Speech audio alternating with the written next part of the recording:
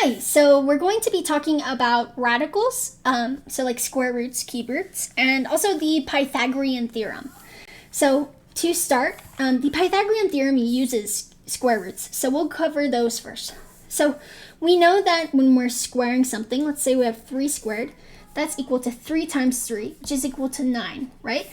Well, the opposite is true when we're talking about square roots. So we have the square root of 9.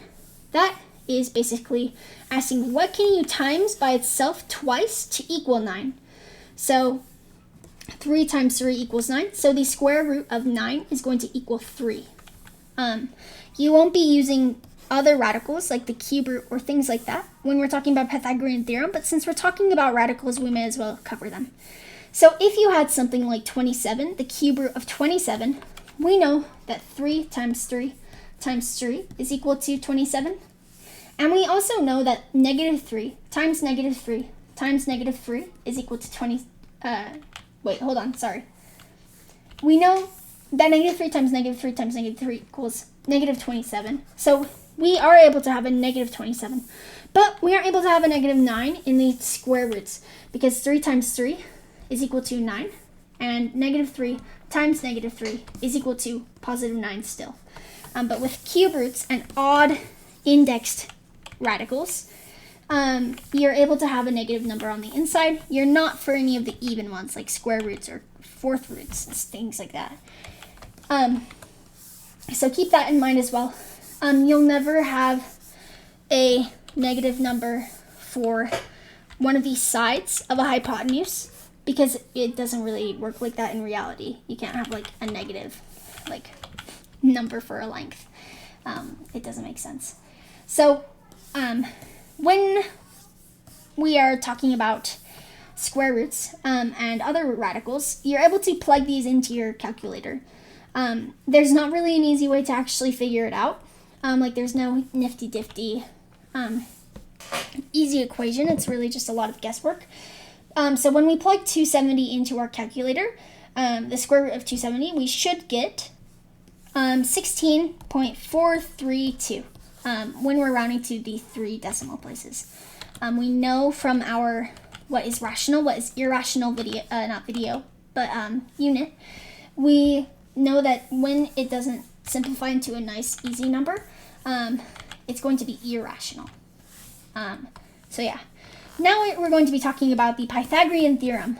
So the Pythagorean theorem is a really good way of finding a missing side of a right triangle. So we have A, B, and C, and the Pythagorean theorem is always going to be a squared plus b squared is equal to c squared. C is always going to be the long side of the triangle, the hypotenuse, which is also always going to be opposite from the right angle. A and B, it doesn't matter which side you label, A or B. So we have a question that's asking us to check whether this is a right triangle or not.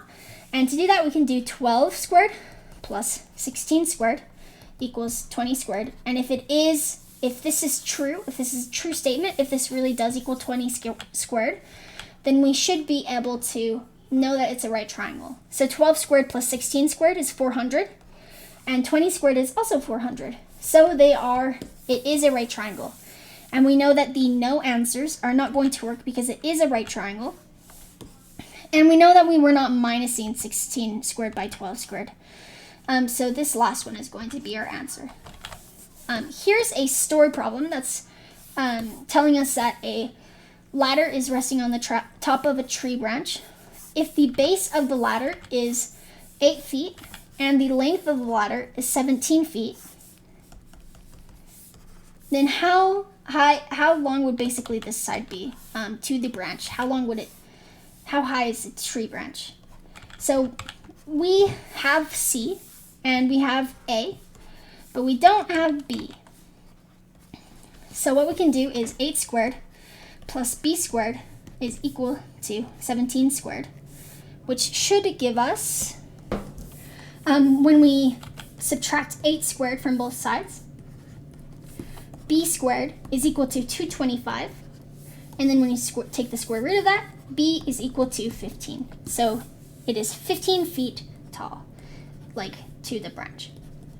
If you have any questions, please let me know. Yeah, have a good one.